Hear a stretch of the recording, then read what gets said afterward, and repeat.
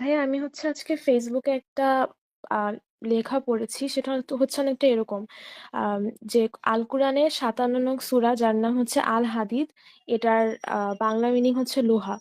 এই সূরার 25 নং আয়াতে আল্লাহ তাআলা বলেছেন যে ওয়া আনজালনা আল হাদিদ, অর্থাৎ আমি লোহা নাজিল করেছি। এবং বিজ্ঞানীরাও হচ্ছে নাকি এটা গবেষণা করে পেয়েছে যে লোহা আসলে বিভিন্ন নক্ষত্রে অনেক হাই টেম্পারেচারে লোহা তৈরি হয়, আর ওই নক্ষত্রের বিস্ফোরণ অথবা সুপারনোভার মাধ্যমে লোহা হচ্ছে মহাকাশে ছড়িয়ে পড়ে, এবং সেটা থেকে হচ্ছে পৃথিবীতে লোহা আসে। তো ফেসবুকে হচ্ছে উনি ক্লেম করছিলেন যে এটা মানে আল্লাহ নাজিল করেছেন, মানে হচ্ছে অবতীর্ণ। তো এটা 1400 বছর আগে মানুষের জানার কথা ছিল না। তো এটা হচ্ছে কোরআনের একটা সায়েন্টিফিক এভিডেন্স। তো এভাবে হচ্ছে উনি এটা ব্যাখ্যা করেছেন, তো এটা কি আসলে ঠিক? না, এটা তো প্রথমত এটা ঠিক না। কারণ হচ্ছে গিয়ে কোরআনে অনেকগুলা আয়াতেই এই আনজালনা এই শব্দটা আছে, যেটা আনজালনা, আনজালা এই শব্দটা কোরআনে মোট 88 বার ব্যবহৃত হয়েছে। এই লোহা ছাড়াও এই শব্দটা ব্যবহৃত হয়েছে চতুষ্পদী জন্তুর ক্ষেত্রে, পোশাক আশাকের ক্ষেত্রে, খাদ্যদ্রব্যের ক্ষেত্রে, পানির ক্ষেত্রে, বৃষ্টির ক্ষেত্রে, এমনকি আহলে কিতাবদের ক্ষেত্রেও এই আনজালনা আয়াতটি ব্যবহৃত হয়েছে। আয়াত নাম্বারগুলো আমি আপনাকে একটা একটা করে বলে দিতে পারি যে এই টোটাল 88টা জায়গাতে এই আনজালনা বা আনজালা শব্দটা ব্যবহৃত হয়েছে, যেটার অর্থ হচ্ছে উপর থেকে নিচে পড়া।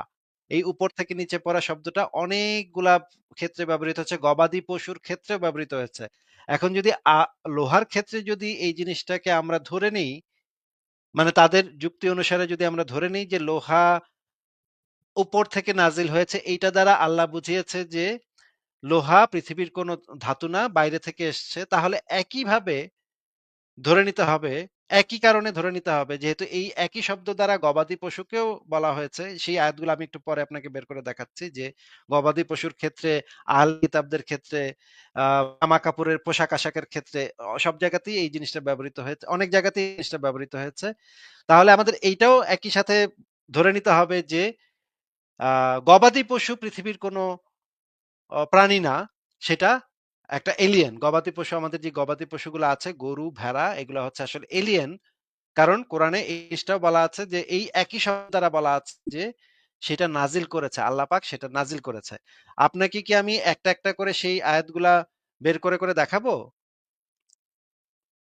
না ভাইয়া, সমস্যা নেই, আমি আচ্ছা, আচ্ছা, বুঝতে দুই একটা পেরেছি। দেখাই। 39 নম্বর সূরার 6 নম্বর আয়াতটা আমরা একটু পড়ি, দাঁড়ান একটু বের করে দেখি। 39-এর 6 আমরা এখানে একটু দেখি যে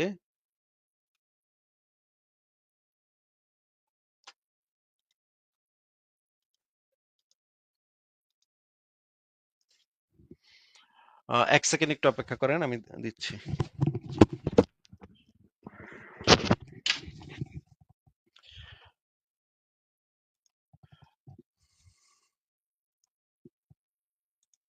এই আয়াতটা কি স্ক্রিনে দেখা যাচ্ছে? জি।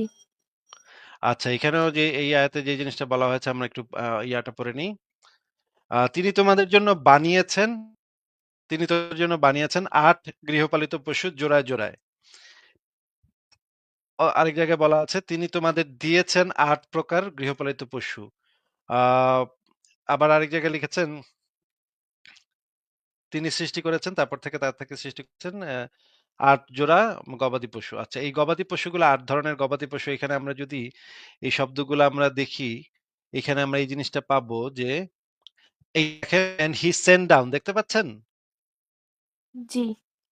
এই শব্দটা আনজালনা বা আনজালা এই শব্দটা এই জায়গাতেও ব্যবহৃত হয়েছে। যে এই যে দেখেন, এর পরের শব্দটা হচ্ছে ফর ইউ দ্য ক্যাটেল, দেখতে পাচ্ছেন? জি। জি।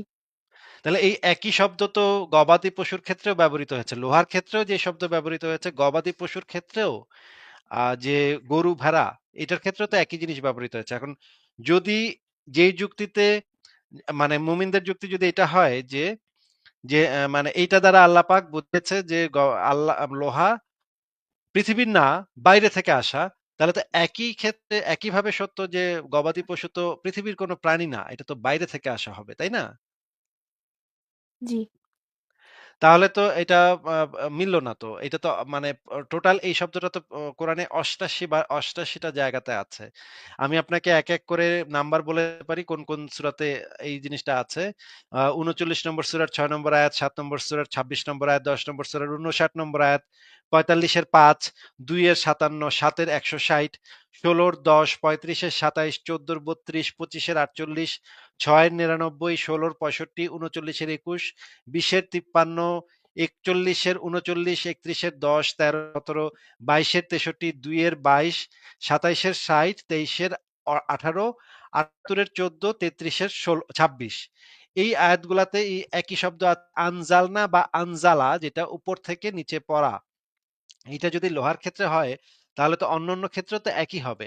এখন এটা হচ্ছে ১ নাম্বার কথা যে অন্যান্য ক্ষেত্রে এই শব্দটা তাহলে তো আমরা তো এক্সাক্টলি বুঝতে পারছি না যে এটা দ্বারা আল্লাহ পৃথিবীর বাইরে থেকে আসা বুঝিয়েছে। পৃথিবীর বাইরে থেকে আসা বুঝালে তো গবাদি পশুর ক্ষেত্রে আল্লাহ পাক এই একই শব্দ ব্যবহার করত না।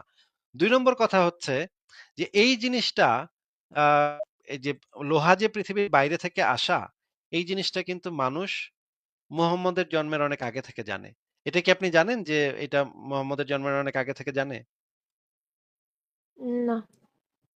আচ্ছা, আমরা এই যে ফারাজ ভাই এই স্ক্রিনটা দিয়েছে। ফারাজ ভাই আপনি তাহলে বলেন এই জিনিসটা হ্যাঁ, সম্পর্কে একটু বলেন। আপনি ইজিপশিয়ান সরি। হাইরোগ্রাফিক আয়রন লিখে সার্চ করলে, হ্যাঁ, ইজিপশিয়ান হাইরোগ্রাফিক আয়রন লিখে সার্চ করলে আপনি এই জিনিসগুলো পেয়ে যাবেন।